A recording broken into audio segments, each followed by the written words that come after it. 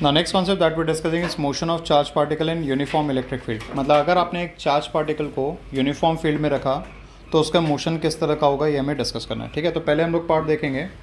ठीक है, पहला हम लोग देखेंगे मोशन अलोंग इलेक्ट्रिक फील्ड. ठीक है, this is the first part that were discussing, motion along electric field. तो सपोज फॉर एग्जांपल यहाँ पे ये हमारी इलेक्ट्रिक फील्ड है. ठीक है, फील्ड यूनिफॉर्म है कि नॉन यूनिफॉर्म है? Tell me. यूनिफॉर्म. इसको वेक्टर ई से रिप्रेजेंट करेंगे. What is the direction of electric field?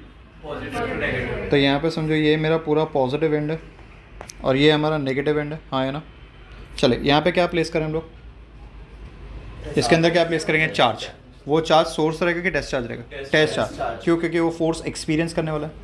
चलिए, तो यहाँ पे मैं एक पॉजिटिव टेस्ट चार्ज रख रहा हूँ. Let's say this is plus Q और इसका मास हमारा एम है. अब मुझे तो ये प्लस क्यू को ये पॉजिटिव एंड से क्या मिलेगा? रिपल्शन के अट्रैक्शन? रिपल्शन. और इस एंड से मतलब यहाँ पे फोर्स कहाँ पे मिलेगा? राइट की तरफ कि लेफ्ट की तरफ? राइट. मतलब यहाँ पे हो जाएगा force F is equal to E into q. ये कहाँ से है मालूम है? E is equal to F by q naught करके फॉर्मूला था. तो एफ इज इक्वल टू क्या आ जाएगा? E into q. हाँ है ना.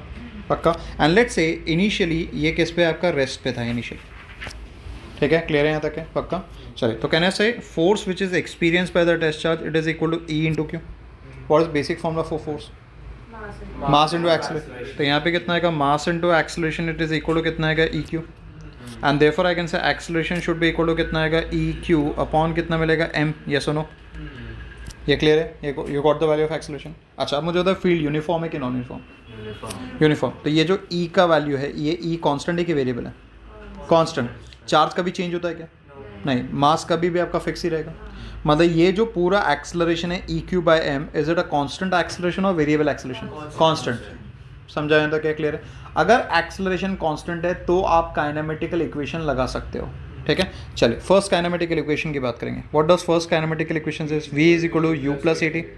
अच्छा, इनिशियली रेस्ट पे की मोशन में रेस्ट देखो लिखा हुआ है यहाँ पे u इक्वल टू 0. हाँ है ना. रेस्ट पे मतलब ये u का वैल्यू रहेगा कि गया? गया. तो यहाँ से हम लोग क्या निकाल सकते हैं? v is equal to a का वैल्यू हमें पता है, it is E q by m into कितना आएगा? t.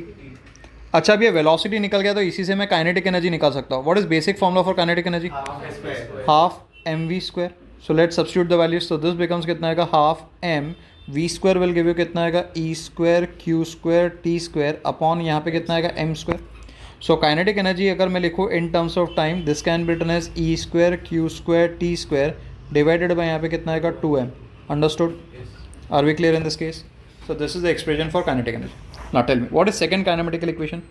s is equal to what? ut plus half a t square. Yes or no?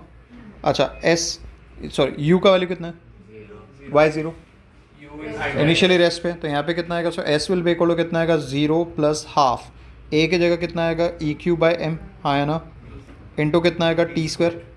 सो यहाँ पे s का इक्वेशन क्या हो जाएगा? s will be equal to कितना आएगा? E q t square upon कितना आएगा? 2m.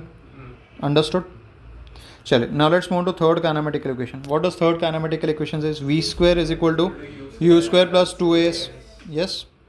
अच्छा, ये u का वैल्यू कितना है? 0. तो ये हो जाएगा v square is equal to 2 a can be written as E q by m and multiplied by s आ जाएगा. तो ये आपका 3 अलग अलग काइनेमेटिकल इक्वेशन है जो आप यहाँ पे अप्लाई कर सकते हैं इस पर्टिकुलर केस में. अंडरस्टूड? क्लियर है यहाँ तक है? सो ये द फर्स्ट पार्ट जिसमें चार्ज कैसे मूव कर रहा है अलोंग द इलेक्ट्रिक फील्ड.